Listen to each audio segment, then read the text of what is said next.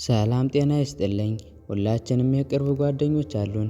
ግን ጓደኛ አዲስ ነገር ሲገዛ፣ ከፍ ያለ ቦታ ሲደርስ ወይም ካንተ የተሻለ ውጤት ሲያገኝ በልብ ውስጥ የሆነ የሚወጋ ቅናት ወይም የመፎካከር ስሜት ተሰምቶ ያውቃል?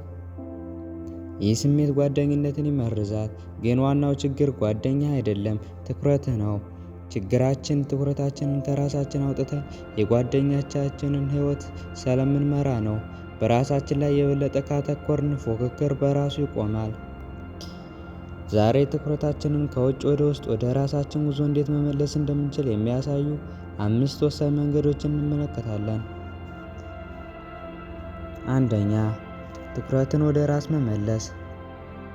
ከጓደኞቻችን ጋር የምንፎካከረው የራሳችን ግቦች ግልጽ ስላልሆኑልን ነው። የምንከተለው የጓደኞቻችንን መንገድ እንጂ የራሳችንን አይደለም። እስኪ ልጠይቃችሁ፣ ስኬትን የምትለካው ምን አድርገህ ነው?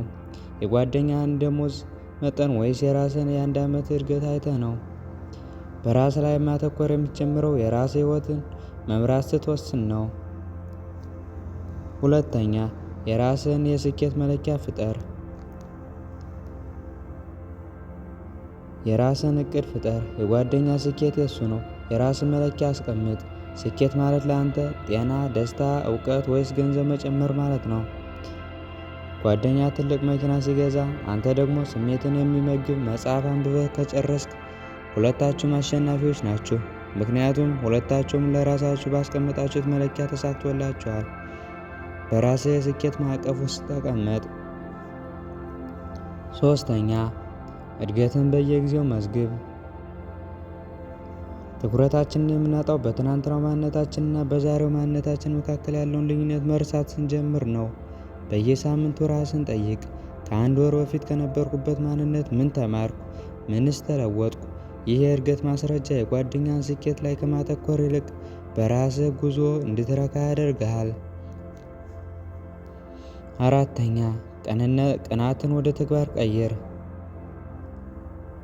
የቅናት ስሜት ሲሰማህ እንደ ማስጠንቀቂያ ምልክት ተጠቀምበት። ቅናት ማለት የጓደኛ ስኬት አንተን በድብቅ የምትፈልገው ነገር እንዳለ እየነገረህ ነው። ስለዚህ ጓደኛ ሲሳካለት ቅናት እንዲሰማህ አትፍቀድ። ይልቁንስ ራስን ጠይቅ፣ ይህ ስኬት ለእኔ ምን መልእክት አለው? አሁንስ ተነስቼ ምን ልጀምር? ቅናትን ወደ አነቃቂ ኃይል ቀይረው። አምስተኛ፣ የራስን ቦታ ጠብቅ። የውጫዊ ድምፆችን ቀንስ። ለራስህ ማተኮሪያ ጊዜ ስጥ። የጓደኛን የማህበራዊ ሚዲያ ስኬቶች ለተወሰነ ጊዜ ከማየት ተቆጠብ። ወደ ራስህ ተመለስ። ከሌሎች ሰዎች ጋር ያለህን ንጽጽር ስታቆም ለራስህ፣ ለህልምህ እና ለእድገትህ ብቻ ጊዜ መስጠት ትጀምራለህ። ያኔ ነው እውነተኛ የህይወት ለውጥ የሚጀምረው።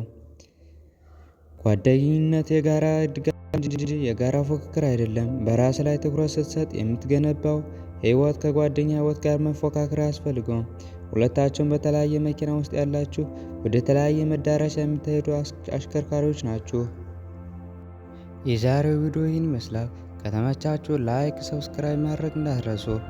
በቀጣይ ቪዲዮ እስከምንገናኝ ቸር ሰንብቱ።